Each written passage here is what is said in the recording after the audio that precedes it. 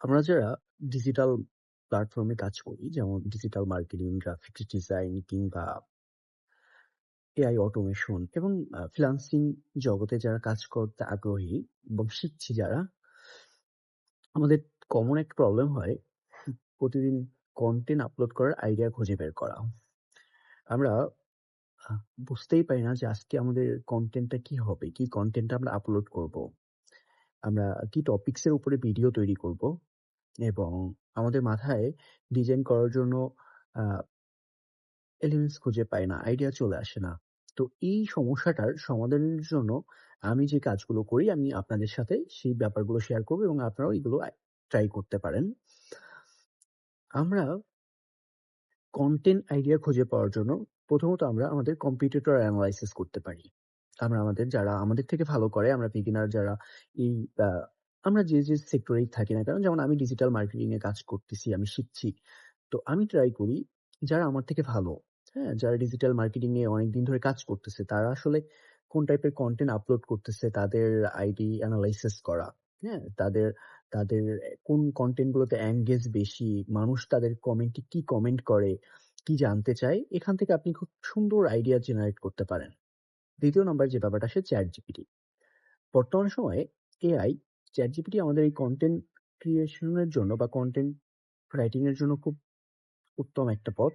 আপনি খুব সহজেই ChatGPT যদি বলেন যে, "হ্যাঁ, আমি ডিজিটাল মার্কেটিং শিখছি, আমি বিগিনার, আমি এই কাজগুলো পারি, আমি মেটা এড পারি, আমি আমি হচ্ছে Facebook ম্যানেজমেন্ট এর কাজগুলো পারি, আমি অর্গানিক ভাবে গ্রো করতে পারি।" আপনি যতটুকু পারেন সেটা আপনি ChatGPT বললেন, "এখন আমাকে তুমি এই টপিকস এর উপরে আমি আমার অডিয়েন্স দ্বারা আমি কাদের জন্য ভিডিও বানাই?" অবশ্যই আপনি কি শিখছেন?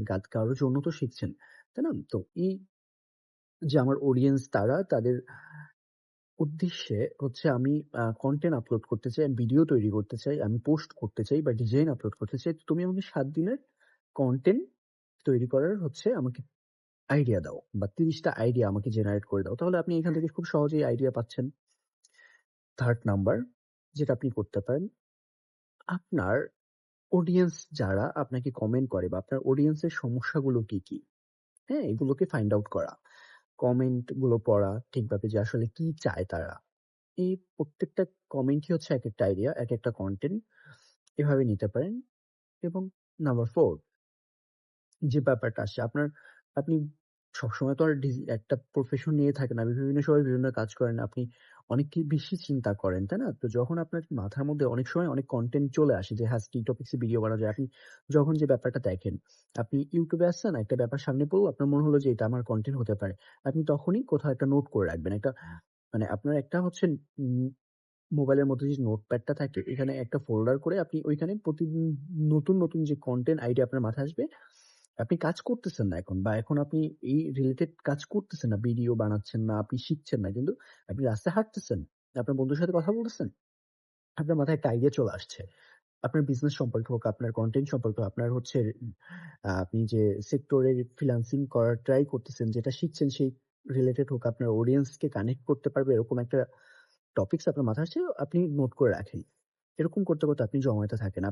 আপনার তাহলে কনটেন্ট খুঁজে পেতে কোনো প্রবলেম হবে না।